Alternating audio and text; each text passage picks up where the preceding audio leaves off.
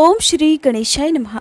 हिंदू पंचांग के अनुसार हर साल भाद्रपद महीने के शुक्ल पक्ष की चतुर्थी तिथि को गणेश चतुर्थी का पावन त्योहार मनाया जाता है और इसी दिन से गणेश महोत्सव की शुरुआत भी हो जाती है। ये महोत्सव 10 दिनों तक चलता है और अनंत चतुर्दशी के दिन विसर्जन के साथ ही समाप्त भी हो जाता है। गणेश चतुर्थी के दिन घर घर में गणपति भगवान की प्रतिमा स्थापित करके भक्तजन उनकी पूजा करते हैं और धार्मिक मान्यताओं के अनुसार विघ्नहर्ता भगवान गणेश जी की विधि विधान से पूजा करने से भक्तों के सभी दुख सभी बाधाएं दूर हो जाती हैं, उनकी सभी इच्छाएं भी पूर्ण हो जाती हैं। इस दिन सुबह जल्दी उठकर स्नान करके घर के मंदिर में गंगा जल छिड़ककर धूप दीपक जलाकर गणपति भगवान की पूजा की जाती है। उससे पहले हाथ में जल या पुष्प लेकर गणपति भगवान की पूजा करने का या व्रत रखने का और गणपति की स्थापना करने का संकल्प भी लिया जाता है। इनमें से आपको जो भी करना हो आप उसी का संकल्प लें। इसके साथ ही धूप दीपक जलाकर गणपति भगवान की पूजा की जाती है। सुबह को आपको उन्हीं की पूजा करनी चाहिए जो गणपति आपके मंदिर में पहले से विराजमान है। भगवान को भोग लगाया जाता है। भोग में दूर्वा, लड्डू, मोदक, पान, सुपारी, इलायची का भोग आप लगा सकते हैं। गणपति स्थापना आपको शुभ मुहूर्त में ही करनी चाहिए। वैसे तो आप साल भर की सभी चतुर्थी को चंद्रमा के दर्शन कर सकते हैं, जो कि बहुत शुभ भी माना जाता है।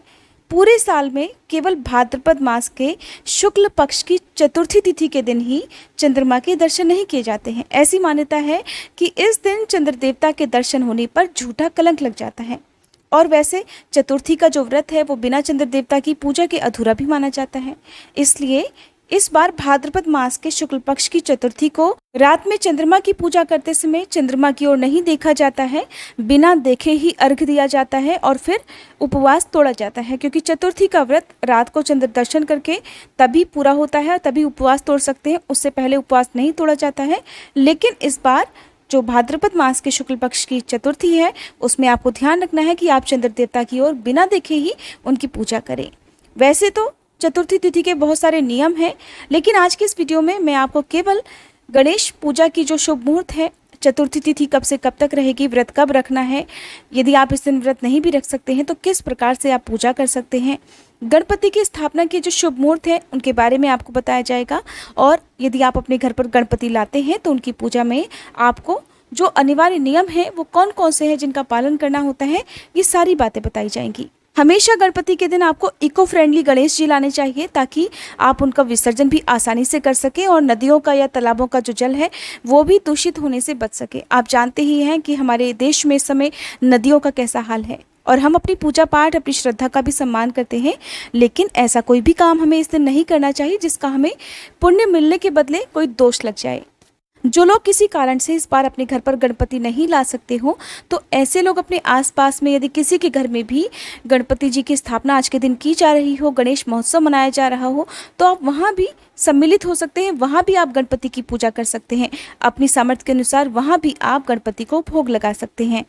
अपने घर पर गणपति बप्पा की स्थापना करने के बाद जितने दिन तक गणपति विराजमान रहते हैं उतने दिन तक शुद्ध सात्विक भोजन बनाना चाहिए और गणपति को तीनों टाइम भोग लगाया जाता है। सुबह और शाम धूप दीपक जलाकर आरती की जाती है। और इस बार क्योंकि 9 सितंबर 2022 शुक्रवार को अनंत चतुर्दशी है और अनंत चतुर्दशी को ही गणपति विसर्जन कर दिया जाता है। कुछ लोग पूरे 10 दिन तक गणपति भगवान को अपने घर पर रखकर अनंत चतुर्दशी को ही विसर्जित करते हैं।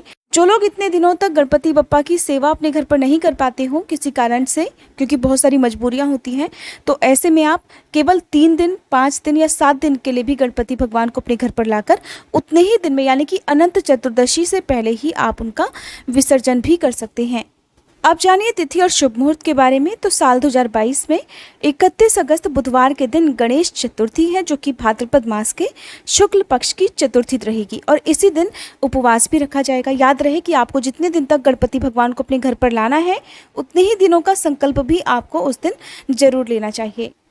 चतुर्थी तिथि प्रारंभ होगी 30 अगस्त मंगलवार की दोपहर 3:34 से और समाप्त होगी 31 अगस्त बुधवार की दोपहर 3:23 पर। उदया तिथि के अनुसार जो व्रत है वो 31 अगस्त बुधवार को ही रखा जाएगा और बुधवार का दिन गणपति भगवान को ही समर्पित होता है। इस दिन सूर्योदय का समय रहेगा सुबह 6:12, सूर्यास्त का समय रहेगा शाम 6:41 पर।